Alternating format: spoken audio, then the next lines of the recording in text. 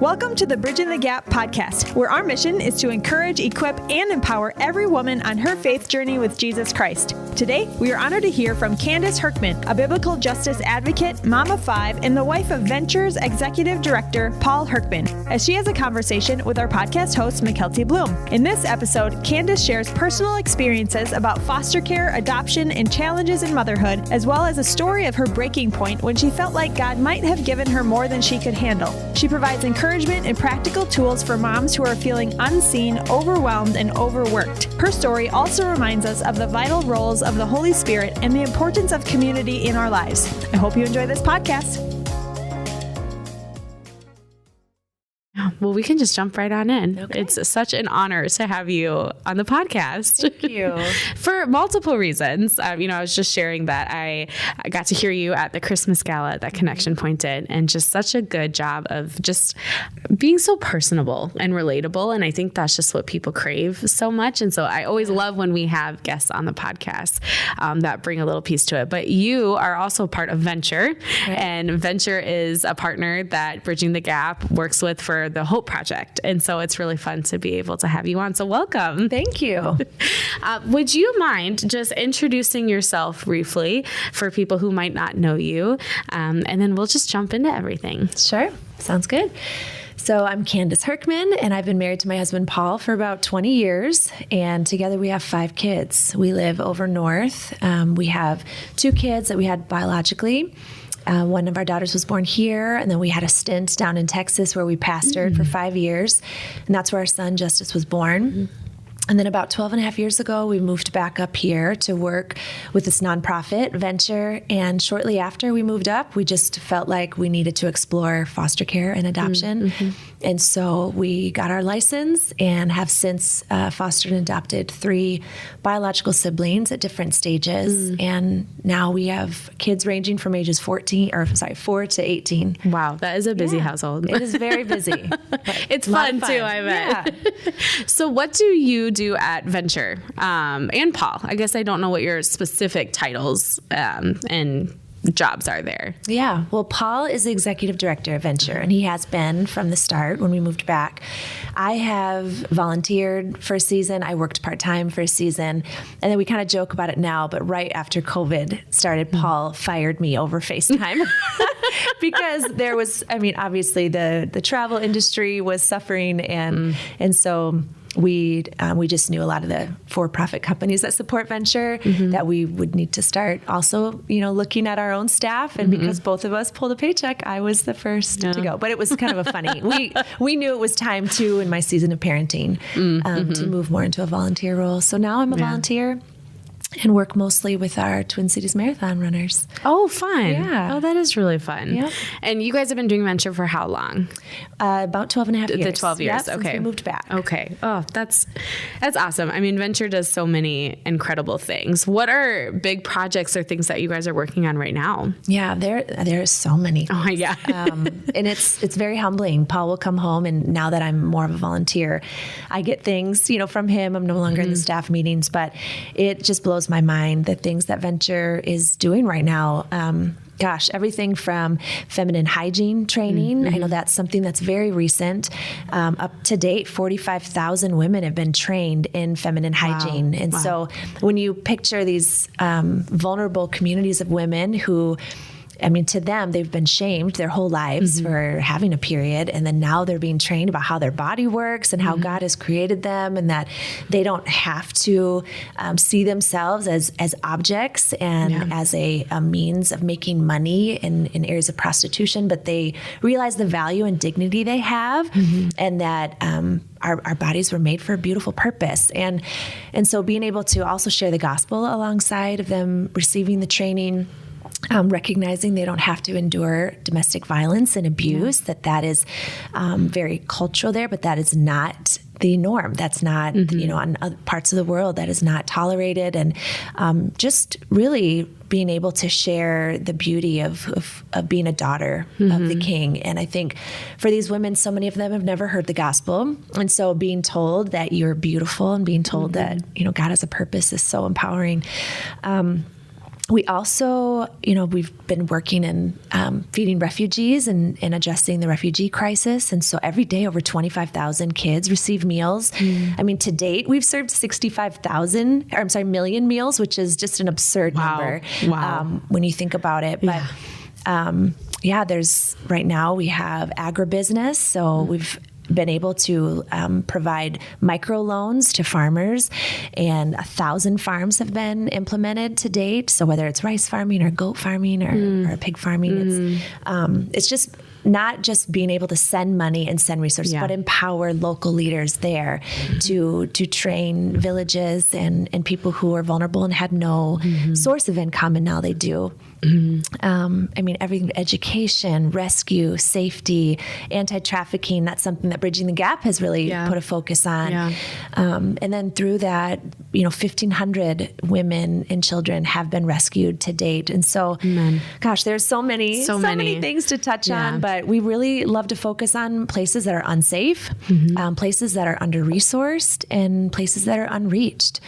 And I feel like God has just been blowing the doors wide open for venture and for us to be able to serve in areas that where only 1% of all giving in the entire world goes to. And there's a reason. It's dangerous. Our leaders are, they are risking their lives every day in Southeast Asia. And it is such an honor and a privilege to get to partner with them, because they tell us, even when we're wanting to pull them out and pull them away, saying, hey, this isn't safe, they are very much affirming, like, no, God has called us to our people, and we're not backing down because of the risk of our own lives. So it is extremely humbling and such an honor to get to do this work. Yeah. I mean, ventures everywhere. And what you were just saying is one of the reasons why I have always really appreciated venture is it's like nothing is too small or too big. It's like, you have a need. Okay, we'll figure out how we can be there. And doing the education. I mean, that was one of the faults, I think, that so many missionaries faced like 20 years ago, is they would come in and do something and then leave. But it's like,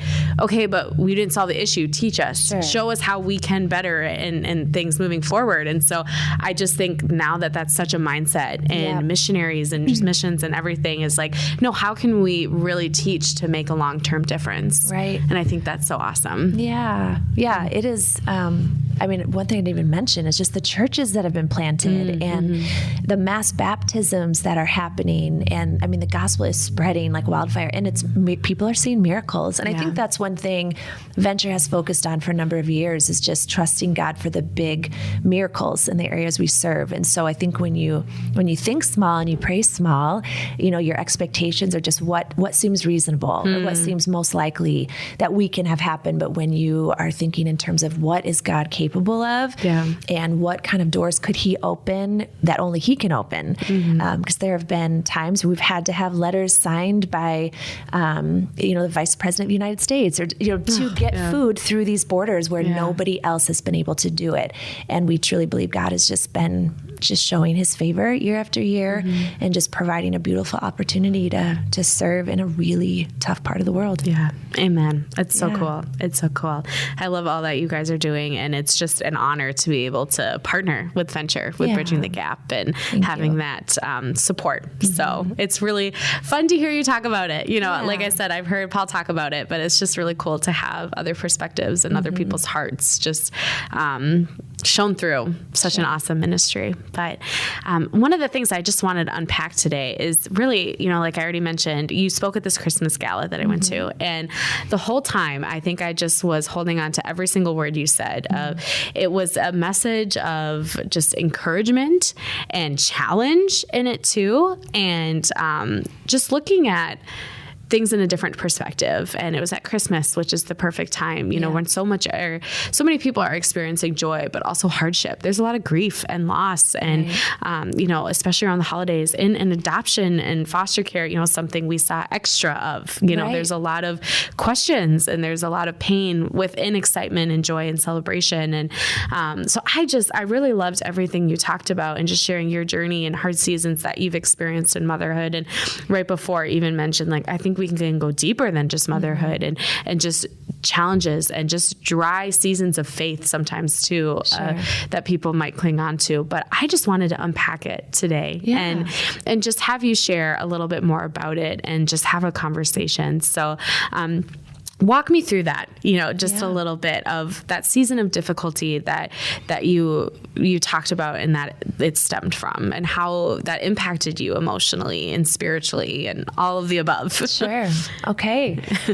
So, as I'm sharing, it's my heart is just at peace because I know I'm in a different place now. But even preparing to talk with you today and thinking through the last few years specifically, we have, I'd mentioned fostered and adopted a few of our babies. And our youngest son is now 4.5. And when he was about 1, we were in a situation where his birth father was involved, and we were really, praying for him and praying about the reunification between our son and his birth father. And it went to trial on behalf of his dad. And about 7 weeks later, the judge had determined that parental rights would be terminated and we would adopt Moses.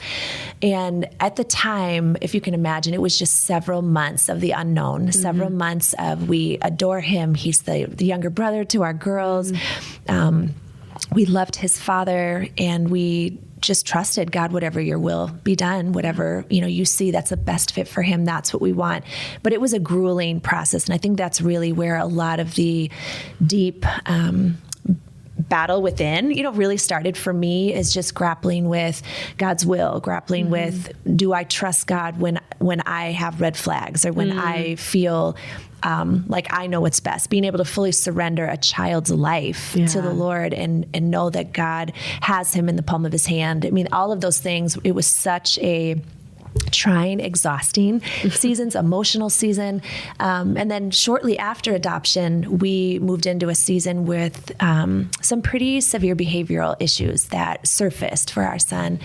And that impacted the entire family. There was rage and aggression, specifically towards me and his sisters. And it caused me to spiral, because it was a parenting situation that I had not encountered up to this point after raising 4 other kids. And I just remember day after day just feeling despair and just hopeless and in tears, and calling my husband and having him just come straight home, because I knew, like, I can't do this by myself. There was such a vigilance to parenting. And our son he's incredible. He's so smart. He's beautiful. He's the most outwardly loving child I had had. So physical touch, words, he just was so attached in so many ways. But having this, this newfound rage and aggression start being directed towards me was so new and so unique that I spiraled. I really did. I remember thinking thoughts like, God, why would you give us 5 kids and just leave us hanging like this? You don't, I feel like you haven't given me the tools, or you don't, you have no idea what's going on, internally in me, and you have just left me here to do this by myself. I mean, I just had really convinced myself that, it was a hopeless situation. And there were times I remember telling my husband, I don't think I can do this anymore. Like, I think that, I mean, just that feeling of wanting to walk away. And of course, Paul, thank God, was such a steady source for me during that season. I remember one night just in tears telling him, I'm not okay. Like, I'm just not okay. And I don't know how to be okay. And I don't know how to get to a place where I'm at peace again. And I have joy again. And I'm able to be proactive with our kids and not so reactive.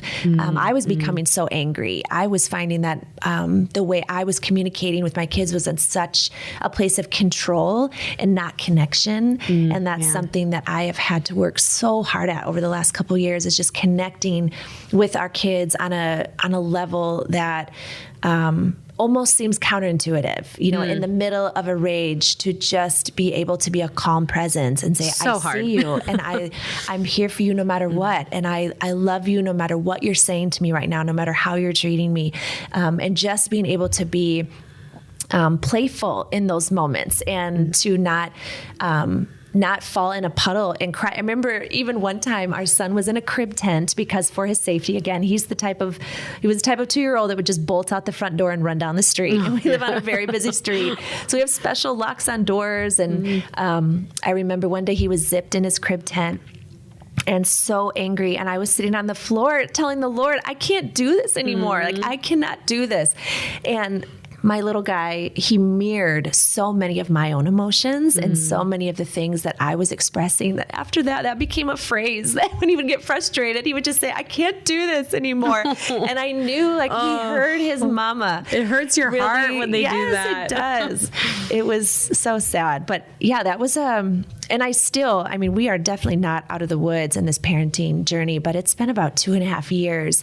And God is so good. I can just see the growth in everyone in our home, but I also know there's been trauma in our home, and there's been so much we've had to navigate, and so many things. Even his older sisters who are younger have had to learn at such a young age about empathy and about having compassion when things are happening in their brain that we don't understand. And it's been a journey. Yeah. It is. And isn't that just motherhood, right? Yes, it's a journey. is. There's just so many sweet seasons and so many challenging ones, and overwhelmed, and you feel unqualified. Right. I relate to every single thing you say. And that's what I love when we get to do podcasts like this. They're just conversations. You go out to coffee with friends. And my motto has always been, like, I'll go first and share my vulnerability so that you can feel seen and heard too. Yeah. And because so many moms are just going through it, so many stay-at-home parents, whether you're mom or dad, it's a hard job.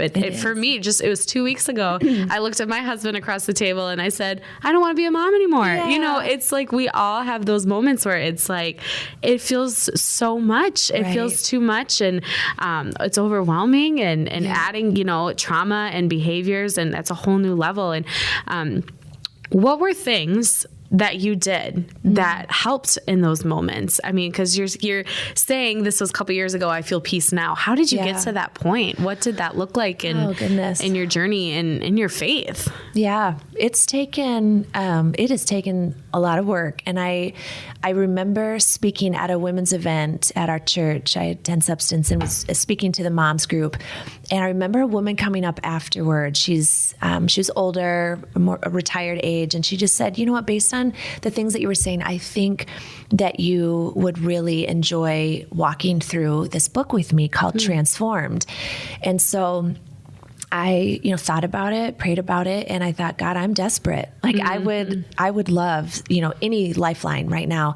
And so her and I spent about 8 months together every other week, and we walked through this book together, and she mentored me through it. And really the whole purpose of the book was to identify the lies that you are believing about God. And based on the things that I was learning, it was so eye-opening for me, because I'm an Enneagram 1, so I'm a perfectionist, and I often seek out that way, that he's expecting that of me. And when I felt like I was failing as a mother, I felt like God was disappointed. God, again, like he's left me, on my own to do this without any help.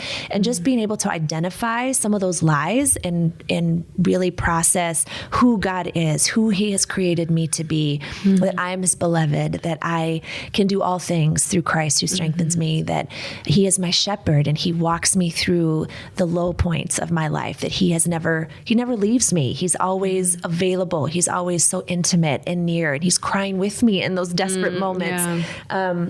But just going through that process with her was so healing. I think another thing, I made a decision that I could not isolate. And anytime it was a really difficult day, I would tell Paul immediately, whether it was through a text or a FaceTime or even an email at times where I didn't want to talk, but it was really a hard day. I would just send him an email. But just being able to be transparent and upfront, like, this is going on. And I feel so stuck right now. I don't know how to get out of the spiral. and just be having his support. And my sister, I have a couple dear friends. I was just confiding in people to pray and just receiving their texts back, within a few minutes at times, just to encourage me. It just helps to lift you out of that pit when you feel like I can't anymore. You have people saying you can do this, and you have relying on scripture. And I remember too, just really having to wrap my mind around the role of the Holy Spirit, his role to comfort me, to empower me as a mother, as a woman, the role of the Holy Spirit to help me. The Bible talks about when this Holy Spirit's our helper, and knowing, God, I cannot do this. I think it was the first, I know it sounds so prideful to say, but it was one of the first times in my life a few years back where I thought, I can't do this. I've lived so much of my life thinking, I got this. Yeah. I can do this. Yeah. You want me to do something, you ask something of me, like, absolutely, I got this. And it was the first time in my life, I know I don't got this. Like, I don't have this. Like, this is, and just being really at a place of complete surrender to say, God, I can't figure this out on my own. I don't have the tools. I don't know what I'm doing. And to give the Holy Spirit room to speak, to move, for me to just sit in his presence and recognize that I was never meant to do this by myself. Even though I've been hardwired, in my own humanity to think that I can, I hit my ceiling. Like, I hit my capacity, and it was so humbling, but so healing too. So good. Yeah. Something that you said, I just kind of put a little flag in my brain of, when you're talking to God and trying to figure out, just like, am I angry? Where am I feeling the lack? Like, where have you been? And I just really want to encourage some people listening today. I feel like so often we push, like you said, we push everybody away. And in the moments where we say, well, I have to have more faith, we sometimes have the least amount of faith because we have feelings towards God. And sometimes they're feelings of offense. I just, in this last year, we're going through really hard challenges, and I realized, like, I'm not angry with God. I'm not disappointed. I'm offended. I'm offended. It's because, like you said, why aren't you equipping me? Why aren't you helping me? I can't do this. And it's that offense. And I just felt like God had given me just such this beautiful picture of, like, when your child is freaking out and they're crying and screaming, and all you want to do and can do is just pick them up and hold them. And eventually, when they're screaming and they might be pushing you away, they all of a sudden just collapse into you and just sob and cry. And there's comfort. And he just gave me that picture of sometimes we do that. We are pushing away, but we're being told at the same time to draw closer. That's what, like, draw closer to God, pray more, do all these things. And it's our own control trying to be like, no, but I'm offended. I'm frustrated. I'm disappointed. And he just wants to embrace you and just holds you until you surrender, until you have it. And I don't know who that's for today, but just really encouraging you that sometimes that's really all that we can do, and having those honest conversations and realizing that he is on the floor with us crying in those moments too, and being with us. And I think that's just a really important piece to those hard motherhood seasons.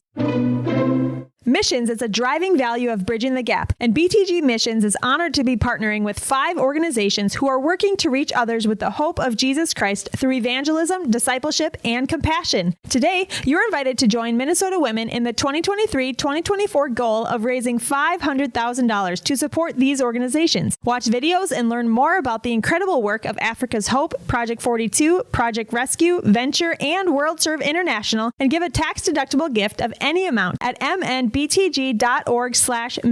Go to mnbtg.org/missions to give. Thank you so much. Love what you said about community. Can you share just a little more about that too? Of, like, what did community look like for you practically, and just sharing and what you were going through with them and how they supported you?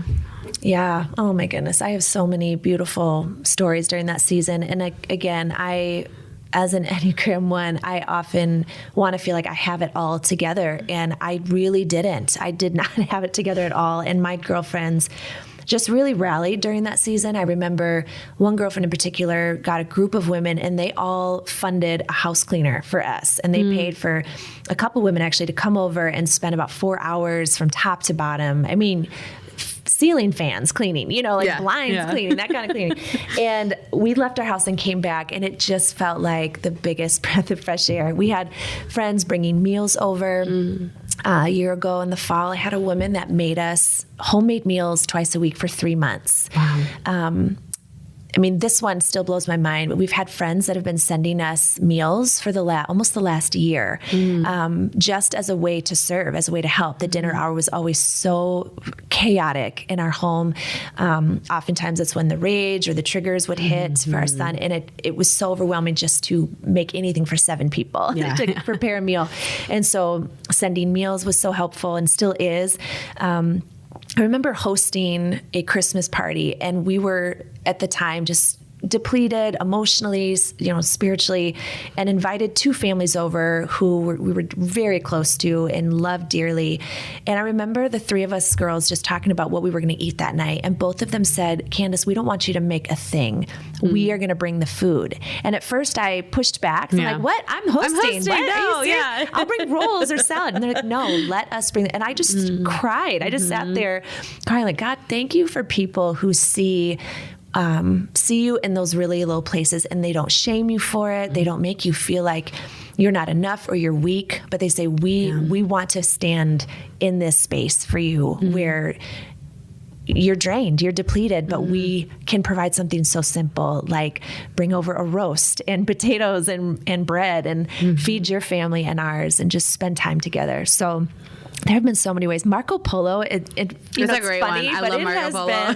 It's been huge for me to stay connected to some very close girlfriends. And so you might jump on there for just a couple minutes to say, this was really hard today. I would love prayer for this. And just get a response, sometimes almost immediately or later in the day. But just staying connected in that way, rather than isolating, has been so healing. And it's given other people that chance to bless our family and to take care of us in a way that if I hadn't been vulnerable and if I had pretended and acted like everything was fine, we would not have seen the beauty of how God's cared for us. And my kids have seen it. I mean, again, it's humbling to have food dropped at your doorstep, but it's also our kids like, wow, Mom, that is incredible to see other people's generosity. And for us to get to pay that forward, in seasons, it's been such a gift. Yeah. And that key there is you have to be vulnerable and share. Yeah. And I just think there are so many moms that I fall victim to it too, where you just want to pretend like you have everything okay. And, you see like other moms who have it all together, it seems like, on the outside, and you're like, oh, if I just got to, power through it. And I think it's so, I don't know, it makes a difference when, like you said, you would text Paul or email him every day and say it. And I think there's that fear of, well, I don't want to be annoying. Right. Like, what if every day is bad for 2 weeks? Well, every day is bad for 2 weeks and that's okay. And you just have to own it, and that's what it is. And that doesn't mean you don't have to share it for fear of embarrassment or shame. And is there just any encouragement you can give to just maybe that mom who is just really like, I'm just so scared to ask for help for any reason that they might be feeling, but just afraid to be vulnerable? Yeah, that's such a good question, because I think I was definitely that mom. I thought, what are people going to think? I'm the strong one, or I'm the one that people look up to as a, in motherhood and have questions for. How will it appear on the outside? And I think I had to move past that very quickly and just swallow my pride and know, God, I need people, I need you, I need tools, I need whatever, I need it all. Yeah. And being able to just choose even 1 or 2 people, even start with one. I think phone conversations are difficult. If you can have someone over to your chaos and just have them, sit with you on your couch and just shed some tears and serve some tea. Yeah. I love that. That should be a towel, like embroidered on a towel or a mug. Yeah, but that's what I did. I started small. I didn't overshare with, a ton of friends right away, but just slowly. And then finding out that so many other people are struggling too, and finding the people, because we've adopted, I started surrounding myself around women that I could be vulnerable with who have gone down the same road. And so I have a very close group of girlfriends, and we meet, every 3 or 4 months or so. And between us, we have like 21 kids between the four of us. But just being able to share your journey, and some of us are a little bit further along, and some of us are, still new to it, but are new to the trauma behaviors. But it has been so healing for us to sit in a room together, sometimes 3-4 hours at a restaurant and just talk about, this is what's happening right now, and these are the resources that we're seeking, or this is the medication we're looking at, whatever, and just being able to share so openly. I'd say also, if you're feeling afraid, sometimes the best thing we can do is just get your place in your mind and your heart line up with worship. I think Maverick City music, for me, that's not maybe for everybody's style, but for me, those songs and that soundtrack over the last few years has been the soundtrack to my life. One song right now that's on repeat still, it has been for months, is More Than Able. Oh, I love that song. Yes. Yeah. And just knowing, God, who am I to deny what you can do in my life, in my family's life? And just being able to be in that constant state of just worship and prayer has been so healing. And I think sending songs to friends, when you sense like this song is really ministering to me, to like send it to a friend just to bridge a connection. If you're feeling, like I can't reach out or I can't do this, start small. Start somewhere small. Like, this song is just really encouraging me today. Just start with just a step. I think when we overcomplicate it or feel like it has to be a T, it can just be a quick text. Like, I'm struggling. I just need prayer. And then asking people, what can I be praying for you about? I think one of the best things we can do is also look beyond our own situation. I mean, like, how can I put my attention on someone else today? How can I, because I would get so lost in the wallowing part of a really hard day. And there is definitely grace for that. But I know too, when I would focus on, okay, God, who are 2 people that I could reach out to today and check in on them? That went such a long way and gave me that empowerment to know, God, you've still given me the tools in a hard season to intercede on behalf of someone else. And for those who are saying, me too, I'm going through that, it's just that reassurance that you are not isolated. You're not by yourself in this struggle. Yeah.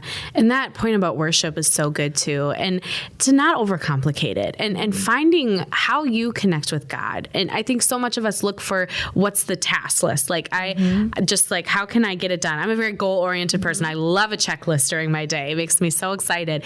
But it's, how do you connect with God? Is it worship? Is it just putting music on all day? Is it having 10 minutes in a prayer closet by yourself? Is it, going to church? Like what is it going to be for you to connect and to find that surrender? And I think it's the surrender is the hardest part for moms, for people who, I'm a control freak. I'll be the first to say it. Like, I'm like, I think I have a way to solution to fix this. And it's the surrender. And I've heard so many women that are in leadership. And like you said, like, I'm a mentor. People look up to me as I'm helping and teaching them and guiding them through motherhood. They say, well, I'm scared to be vulnerable, but surrender isn't weakness. It's leadership. Right. And so it's when you are being that one that's surrendering and talking through and being vulnerable, like that's where you're being a leader. So I love all that encouragement. And I just think that hopefully people can take away some points there. Yeah. And so what are things right now that you're doing that is keeping you in this moment of peace? Yeah. And because, we talked about how you got out of it. What's keeping you in it? What are you doing to be proactive and like the forward, knowing that there might be a challenge in the next day, in the next week? What do you do just to solidify your faith every day? That's so good. So one thing I didn't mention, and I just forgot to mention it, is I began taking anxiety medication back in June. And that for me, I really think has been a game changer in this season of life. I was having panic attacks about a year and a half ago that got to the point where it was every single week. Or I just feel like, I would say this phrase to Paul, I feel like my nerves are shot, every day. My babies would try to come up and approach me at the same time, Mom, Mom, Mom. And I would just put my hands on the either side of my face, almost to like block out the noise, and my kids would stop talking. And and I think, what have I created here? Where they see mommy just want to kind of guard her like, ears and face, like, I'm not here. Shielding Don't your talk eyes, to me. like, no, yeah. And I just realized, like, I need to explore other options, because sometimes, it's not, it can feel like, oh, pray, community, worship can do it. And there are times when there might be an imbalance, and our brains know I need something else to help. And Paul and I were we had grown so much together as a couple through this entire process, but he definitely was feeling that agitation from me, even, 6-9 months ago. And so we thought, let's just explore this and just see what happens. And it really has been a game changer for me. And Paul has, I asked him just even a month or two after I started taking it, like, have you noticed a difference? And his eyes just got really big. It's like, are you kidding? Absolutely. You just are so calm, and you just seem like you're in just a place where no matter what's coming at you, that you're able. Now, again, I'm not perfect. I still fail every single day. But I do feel like my mind can take that constant questions or just the things that our kiddos need us for. Yeah. And I'm not pushing them away like I used to, or getting into the car and saying, nobody talk to me. I need a quiet ride to where we're going. So that's been really good. Also, I sought out counseling for a season for about 6 months, and that was extremely helpful to process. And honestly, I'd love to explore that again. I got to a place where it was a little too far away, and I really wanted to focus more on just the adoption journey. And so I'm still looking for someone else to meet with. But I think those two things have been big. Also, I think just reminding myself of the truth of who I am. I did a little practice several months back that I still find myself doing, where I'll just kind of put one hand on my heart and one on my stomach and just say things like, I'm a good mom, and I can do all things through Jesus Christ who strengthens me. And God, I want to show the fruits of the Spirit today. Or God, and I'll just quote the love chapter. Love is patient. It's kind. It's not proud. It's not easily angered. Keeps no record of wrongs. Hello. Like, that's so easy to do with our kids. I think I did every single one of those things today. Yeah. Yes.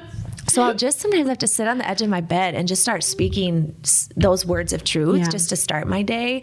And the reason I'm saying, say I'm a good mom is because we can beat ourselves up or feel like such a failure that we don't even want to try. We get to a place where, what's the point? Yeah. I've already screamed at them 3 times today. So why? But no, repairing with your kids that has been so healing for me. We have learned, if anything, that repair is the number one thing. The scriptures about forgiveness and about, God, Jesus being able to forgive us, and then like it's never happened, being able to do that with our kids when it's 6-7 times where they've lost it on their siblings or had a really hard time or thrown tantrums.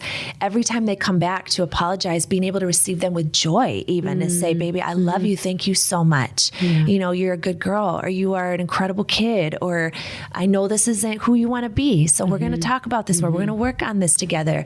But repairing with joy has been such a game changer for our home and for our kids. And I think, gosh, I wish I had learned that years ago in parenting. It's just so easy for these little people, for us to hold a grudge when we've been offended or we've been hurt.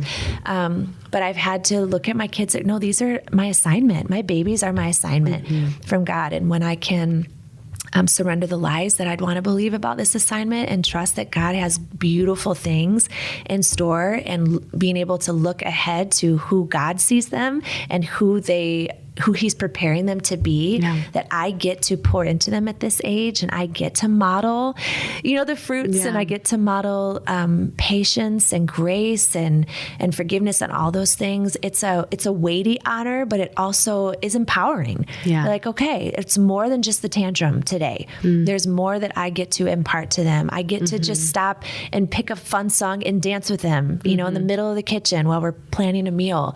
Or just, play a game, or say, let's just go play cards for a little bit, or let's go build that tower with your magnetiles, or just investing that time has been good. So it's so good. I think modeling behavior for kids is one of the biggest things we can do for them and the best things we can do. When I taught foster and adoption care classes, I had a lot of families say, well, we're never going to fight amongst ourselves in front of our kids. We're never going to like show big emotions in front of our kids. And I'm like, well, I want to correct you on that, just because how are they going to learn if you don't show them? Obviously, we're not going to have brawls in front, between me and my husband in front of our kids. But if we get in a disagreement, we're going to show them how to make up. We're going to teach them, because how else are they going to learn? And they need to be modeled how, like, you know what? I'm crying in my car right now and I'm having a hard time. And when they ask what's wrong, I'm going to talk with them about it. And just, Mom's having a really hard day. She's frustrated. That didn't go the way I thought it would. And I'm just having a moment. But this is what I know is true about myself and about God and about the situation. And that's how they learn through it. So I really appreciate that you brought that up. And, as we're just wrapping up here, is there any final pieces of encouragement or anything else that you wanted to share that maybe we didn't get to, but just even for a mom who is just feeling really unseen and just so discouraged and not sure what her assignment is at the moment? Right. Yeah, I would say, I hope this is an encouragement, this phrase, but just to encourage people that your situation is not a one-off, that God did not deal you a bad hand. I think that's one of the biggest lies we can believe, is that I'm alone in this, that nobody else, situation is as bad as this. And I think being able to recognize that, like you have that picture you mentioned of God holding us as we're throwing our tantrums and just being that landing place of security, that God is available to walk through and give us the wisdom we need. One of my favorite scriptures in this season of parenting has been James 1:5, that if we lack wisdom, that God is generous and he wants to give it to us. And when I have felt stuck, I've been like, God, I know you have everything I need. I don't need to look at that next parenting book. I don't need to follow that influencer on Instagram and see what else they have to say, but I can ask you. And sometimes things will drop in my head, just these epiphanies, and I know they are from the Lord. I'll know, God, that is so smart. And I would not have thought of that on my own. I know that is you prompting me to handle this situation in this way. So just asking for wisdom. I think too, just staying present and, like I said, focusing on what's true, and just remembering that this too shall pass. Every season has been, I will talk about my big kids and just about how wonderful it is to raise teenagers right now. And my husband will often remind me of how hard it was when they were little. I'm like, what are you talking about? He'll say, no, don't you remember this? Or don't you remember this situation? And I think we can move through seasons and feel like what's happening is just the most dire or the toughest. And it could be, the toughest part of your journey, but also recognizing it's a season. I had coffee with a woman who had adopted 10 years prior to us, and everything we were going through, she had gone through when her son was at that age. Now he was a teenager and thriving. But I remember her telling me, Candace, it was 2 to 3 years of being patient, of connecting with him, of choosing play and trying not to control. And she was giving me all kinds of incredible advice. And I remember thinking, there's no way I can do this for 2 to 3 years. Are you kidding? Thinking, like, okay, I thought this was gonna be done next month. Right. It's like, well, that's for you. But for us, I'm gonna watch that, parenting podcast, and I'm gonna apply those tools, and we're gonna breeze through this. And it's been 2.5 years and we're still here, but we've seen the growth. We've seen how far we've come. We've sought out the resources, getting the breaks that I need, that our son needs. And it's been really encouraging. And we still have some days that are what I consider like dark days or just low days, but we have more positive, thriving days than not. And I'm, so just to encourage mamas that this too shall pass, that when we can recognize that God, give me the tools I need just for today. Just that song, Every Hour I Need Thee, that old song, every hour we need him, we need to rely on him. And lastly, just get some sleep. I'm the first to say that I want my alone time. I love sitting by my Christmas tree even now in January and reading until 11 and just soaking up that time. But just getting the rest your body needs so that you're in a place to, even if you're waking up at 6 a.m. with a tantrum on your hands, you can do it with joy and be like, okay, God, here, I'm showing up. I'm here for these babies, whatever they need today.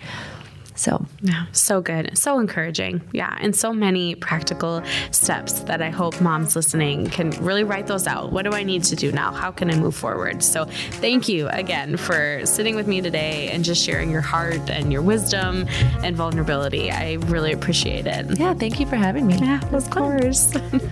Thank you for joining us for this episode of the Bridging the Gap podcast. We were honored to hear from Candace Hurckman on What If I Can't Do This? As you might be aware, Venture is one of our BTG missions partners. Venture exists to bring justice to the unreached, addressing human trafficking, refugee crisis, and extreme poverty in some of the world's toughest places. Learn more about their incredible work at venture.org and by following venture_org on social media. Help us reach our $500,000 giving goal to support Venture and other missions partners by giving any amount at mnbtg.org/missions or through the link in the show notes. You can learn more about Bridging the Gap at mnbtg.org by downloading the Bridging the Gap app through your app store or by following mnbtg on social media. We also invite you to take a moment to rate and review this podcast to help others find this resource as well. Thank you for joining us today, and we look forward to being with you next time on the Bridging the Gap podcast.